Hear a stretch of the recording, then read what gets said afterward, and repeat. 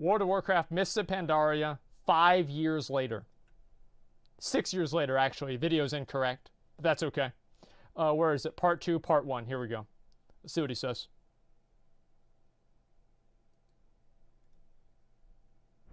I should turn this up a tiny bit. Okay, we should be good.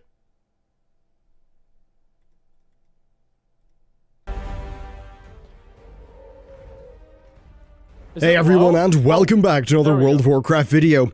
Mists of Pandaria released 5 years ago. It really is amazing how fast time could fly. As I make this video, we are a month away from BlizzCon, where Blizzard will be announcing World of Warcraft's 7th expansion to date.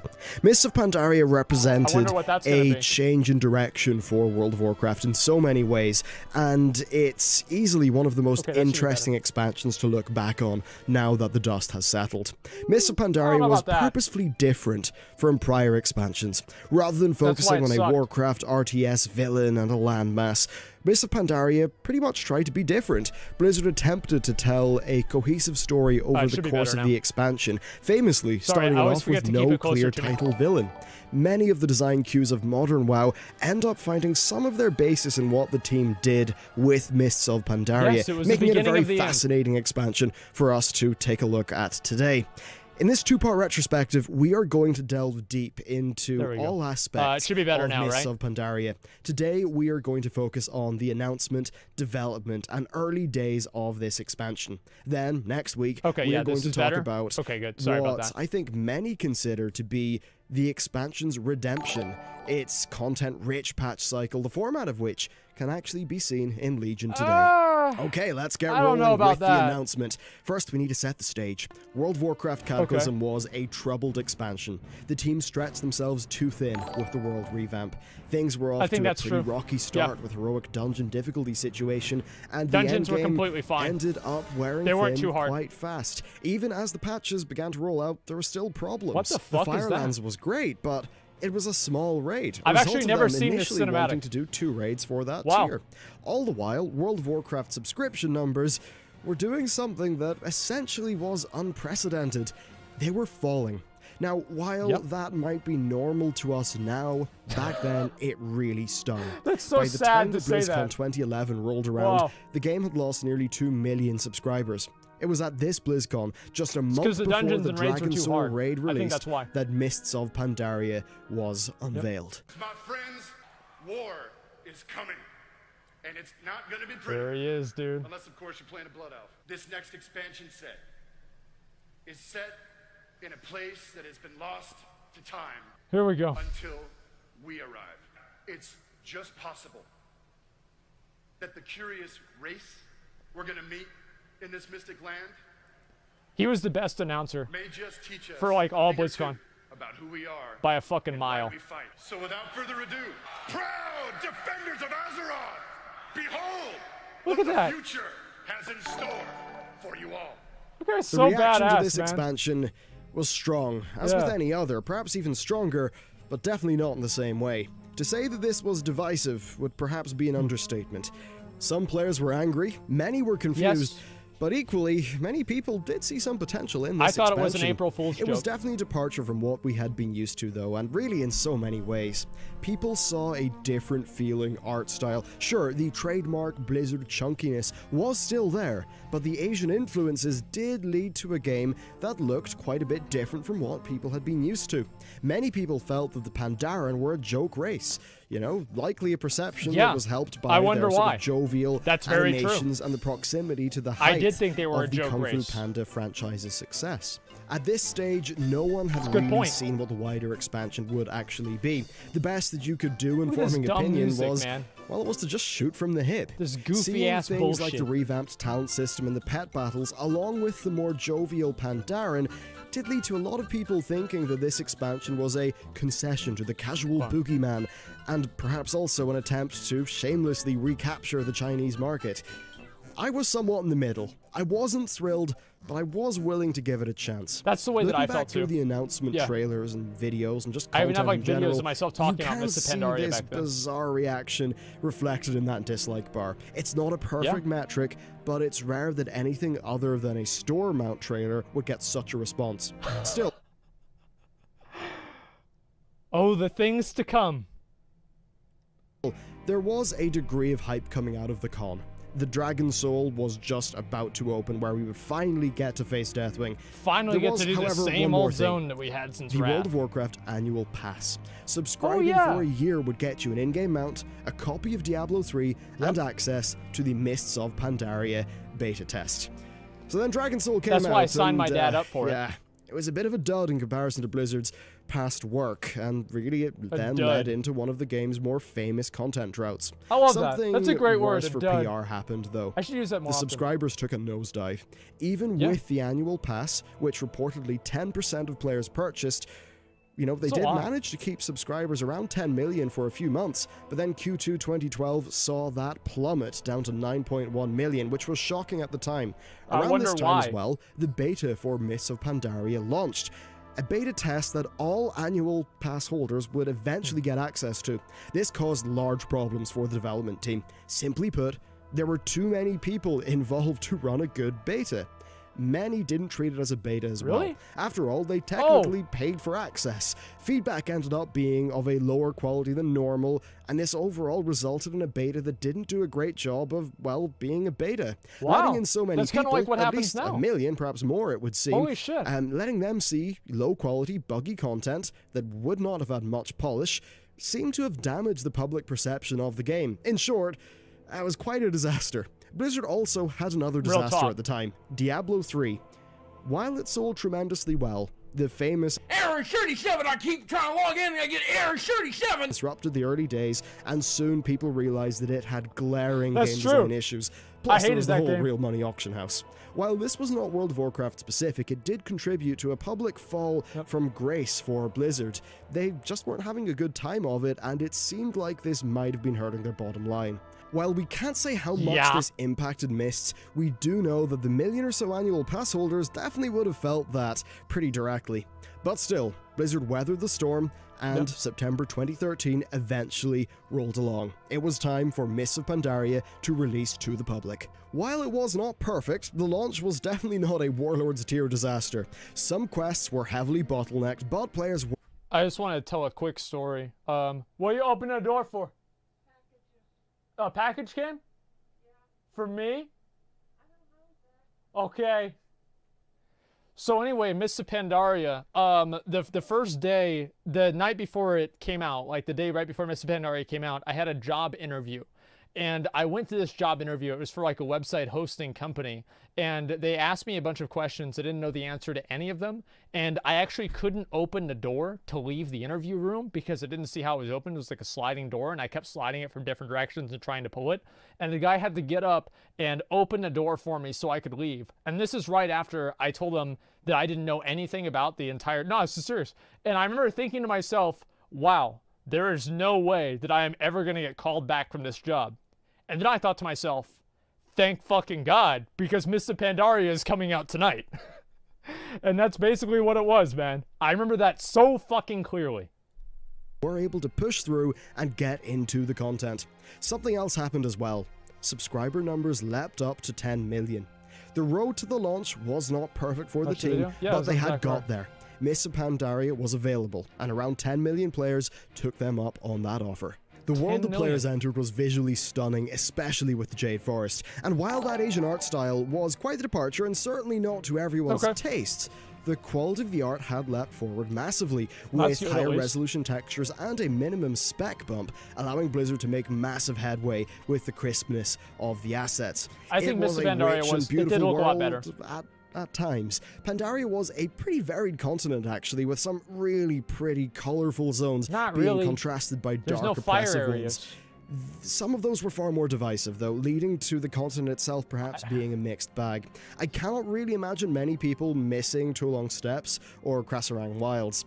Still, some of the zones also they didn't have great layouts. I'm especially thinking of the pretty much legendary mob densities of the Dread Wastes. That was actually really fun. One problem that it did face, though, is that while the art was often fantastic, being so heavily rooted in a already existing real-world style did sometimes mean that it didn't feel that unique. Why have to show the score Okay, let's talk about leveling. Our initial journey through the world was an uneven one. Sorry, I hate pausing the videos, but I'm gonna do it. I judge each expansion. I judge each expansion based off of how long it takes me to masturbate after the expansion comes out, right? So Vanilla WoW, it was like a couple of weeks. Burning Crusade, at least a week. Wrath of the Lich King, a few days. Cataclysm, I did it after I hit 85. And then Mists of Pandaria, we got to Mists of Pandaria. And you know the boat ride that you take from Valley of the Four Winds over to Kunlai Summit? Well, underneath that boat ride, I told Trictagon and Sheep, right, the two guys I was leveling with at the time, that I had to be right back to go get a sandwich and use the bathroom. Well, there was no sandwich, and I didn't need to use the bathroom. And so I got to level 87 in Mists of Pandaria leveling. That's how fucking bad that it was. And in WoD leveling, I did it before I even started because I couldn't log on. So, yeah.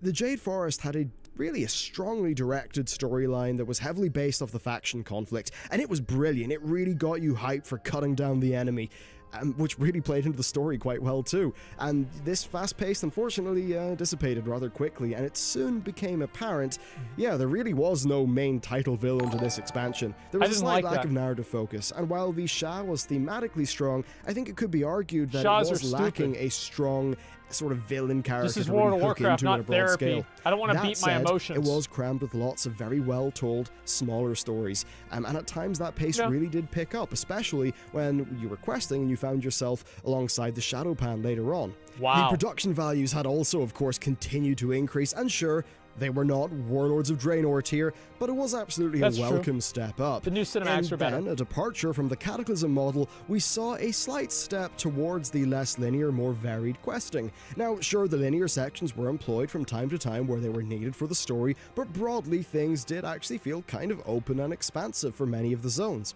For me, though, I struggled to find a compelling hook with this questing. I really enjoyed the Jade Forest and that story, but I felt that it really tapered off. And sure, you know, there was the odd bright spark past that, but it didn't hold me. At the time, I was starting university, and combined with not really being hooked, I took a break. Narratively, though, it was a strange expansion. Oh, wow. On the one hand, you had dark, serious themes, but then on the other, you had the jovial, beer-chugging pandas. Now, I'm all for a bit of levity, but I think they misjudged the Pandaren greatly, and this is something which sadly persists to this day, with the Legion Order Hall campaign for the monks basically being a quest for beer. I think this is one of the core problems with the expansion. They played into people's expectations of the Pandaren being a Kung Fu Panda joke race, and they didn't stick to the rich lore that they had developed for them. On paper, there's a lot to love about the Pandaren and their narrative and their story, but I think Blizzard sort of failed to sell players on it. Really, when I look at the world... I just want to go ahead and pause again to mention the fact that Bellular talked about there's a lot to love, and then he cut to this scene right here.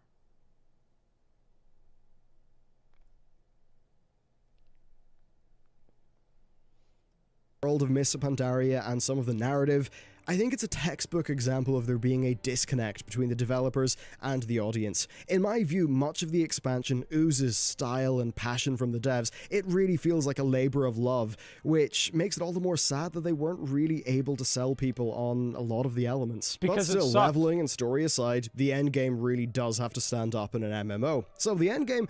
It followed a familiar enough formula, but with some key differences. First, the raids opened up over time, which of course is something that Blizzard would continue to employ with future expansion packs. I thought that was good. This was the first expansion that launched with Looking for Raid from the get-go, which itself had seen some major tweaks since the introduction of the Dragon Soul raid. As you can imagine, though, LFR was still a very contentious design decision at the time. While the raids themselves ranged in quality, Heart of Fear seemed to be a bit of a dud aesthetically for many, and some of its bosses, I'm looking at you, Amber Shaper, were absolutely infuriating. But Mogushan Vaults to me felt like quite a nice introductory raid, and Terrace of the Eternal Springs was quite good. I hated Terrace. Although I definitely feel bad for the progression raiders who had to deal with that, you know, crazy heroic difficulty and boss that... So Shah of Fear had an end boss. The way that you would deal with Shah of Fear in order to avoid getting sent over to a platform is you would have the first group of Shah of Fear just go sent over to a platform and go literally AFK until the last phase begins. So I volunteered to be the person to go AFK, and there were a couple of times that I actually went AFK and I never came back for phase 3. And it was actually my favorite boss to progress on, because I didn't have to progress on it. Took like a really boring 20 minutes, but we can let that one slide. Yeah. Alongside that, of It was course, we had trash. dungeon content, which was quite easy indeed. While challenge mode existed, it was not really meant to be rewarding in terms of player power. It was more of a competitive badge of honor thing, so it didn't see massive participation Challenge from the modes player are base. fucking amazing. World of Warcraft still, of course, at this time, love them. operated with justice and valor points, so players would still have a reason to partake in this dungeon content pretty much for the duration of the expansion. One thing that Mists of Pandaria did do is it doubled down on daily quest content at the end game. I thought this that was fine. expansion had a lot of reputation the dailies were factions, fine. and some of those factions were actually rep-gated behind other factions, so it was a big layer cake of stuff to do. There was also the fact that you couldn't really farm rep with dungeons and tabards as you could in Cataclysm. Which was that fine. wasn't carried forward into Mists. That and then was at the fine. same time, Blizzard removed the daily quest limit of 25. Quests also gave you 5 Valor points, which, combined with the very important, sometimes rep-gated rewards, kind of resulted in people doing a lot of quests, and, I mean a lot of quests, every day, for weeks. I remember I would go and do Calaxy quests with my mom. Okay, and that was like the thing. It was like a mother and a son experience. As we'd go, hey, do you want to go kill some fucking bugs? And it's like, yeah, let's go. And we would go do the Calaxy quest together. The reason why the daily quests were so badly received, Bellular might not remember this, but I absolutely do. The reason that they were so badly received is the fact that whenever you got to Exalted, the rewards for getting Exalted were just the ability to purchase an item and not necessarily the item itself. So if the rewards that you got from being Exalted with the Calaxy or whatever didn't have the Valor Point component requirement for purchasing them, everybody would have been completely okay with the daily quests. It was the fact that you had to spend all of this time just to unlock basically a vendor of something that you needed to do anyway. If you had just got the items yourself, everybody would have been happy. Scenarios were really trite at the start, but there'll be more about that in part 2. As for the pet battles, Yeah, just like Vanilla and they were Burning Crusade surprisingly were good at. quality, Yeah. still limited appeal, Exactly. but I was actually quite surprised at the time at how they really made them be a fun little side system. So, how did all this stuff go down? Well, in short, it was quite mixed. Look at that face, the dude. perceived requirement to do daily quests was a very major topic at the time. While People I fucking did not hated it. mind it too much myself, I wasn't going completely mad with it. But the system really did result in a lot of players burning themselves out, and really burning themselves out hard. As I mentioned, the general style of the expansion was like Marmite. Some people loved it, some people hated it. As much as I did fuck like is quite Marmite? a bit of it, I can't deny that I found it immediately, overall, a bit less engaging than, say, going off to space, dealing with a world-ending dragon, or, killing the king of the dead. There was also some other controversies. The new talent system and the various class changes, Oh, some yeah. of those didn't really That's go whenever down, they did the new especially the new talents. talent system. That was a very That controversial one. sucked dick. So there were really a few reasons that the player base was kind of upset with Blizzard. Now, I do still think that for a casual player, it was probably pretty great, especially if you like the theme. But what really matters, though, is the numbers. Mists of Pandaria bled subscribers so hard that it was still shocking, even after Cataclysm got people used to the idea. While it only lost a few 100,000 in the first quarter, second quarter of this expansion, really it led to a fall of 1.3 million subscribers, the game's largest really? yet. No Holy doubt shit. partially because of annual passes ending. Wow. Suffice to say, things were not That's looking good in ridiculous. the early weeks and months Oh my of God. Mists of Pandaria. It was Blizzard's probably their most troubled overall period with the game, even though Cataclysm did have some issues. But in the final part of this short series, we are going to be covering the redemption of Mists of Pandaria. Even with all the problems that it faced, Blizzard would manage to fight their way through, release 2 of the game's best ever patches, and do what many in the early days thought was unthinkable: stop and then even reverse the loss of subscribers and really reinvigorate the hell out of the game. And then the 14-month drought happened. But hey, you can't win them all. That is that's it right. for this video. I cannot wait to catch up Sometimes with you you get next it, week for sometimes part you 2 get once got. that's edited. If you want to support more of True. sort of the big content like this, you can check out the Patreon. It really helps out a lot. And a massive thank you to everyone who helps us out over there. That's it for this video. Thank you very much for watching, and I'll see you next time. Did WoW actually ever go up subscribers in Mists of Pandaria until after they announced WoD? Because if I remember right, I thought whenever they announced WoD, people were like, oh my God, WoW is back. This is it, right? It did. Okay, well, you know what? I can look this up right now. I don't even need to ask you guys. WoW sub numbers chart. Let me try that. Okay, here we go. Let me just take a look right now. Images. Mists of Pandaria.